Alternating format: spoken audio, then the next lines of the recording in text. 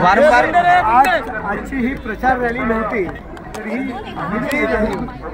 आपण तुम्ही पाहिलं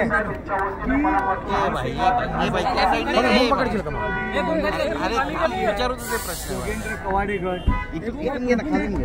कार्यकर्ता आहे, पदाधिकारी आहे, हे बाहेर पडलेले आहेत आणि जनतेचा जो प्रतिसाद आहे, माननीय मुख्यमंत्री एकनाथ शिंदे साहेब असतील, गणेश नाईक साहेब या ठिकाणी होते, आमचे सर्व पदाधिकारी मंदाताई म्हात्रे होत्या, जो जनतेचा प्रतिसाद आहे तो आपण पाहिलेला आहे आणि पुन्हा एकदा नरेंद्र मोदी साहेबांना पंतप्रधान करण्याकरता नवी मुंबई सज्ज झालेली आहे। नक्कीच, पण ज्या पद्धतीने विरोधक आरोप करतायत, आता राजन विचारे यांनी जे गंभीर आरोप केले आहेत मुख्यमंत्र्यांवर, तडीपार होतील असं संजय राऊत म्हणतात 4 तारखेनंतर, याला उत्तर कसं देणार? हे बघा, संजय राऊत आणि आणखी कोण राजन विचारे यांना काय आता मुद्दे राहिलेले नाही आहेत।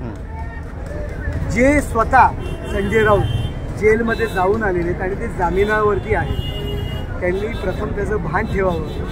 राजन विचारेंना आता काही ते त्यांची बुद्धी नविष्ट झालेली आहे आणि त्यामुळे ते अशा पद्धतीचे आरोप करत आणखी थोड्या दिवसांनी वेगवेगळे आरोप करतील, कारण त्यांच्या रॅलीला माणसं नव्हतात। काल भास्कर जाधव यांची नवी मुंबई सभा होती, 40 ते 50 लोक फक्त होते।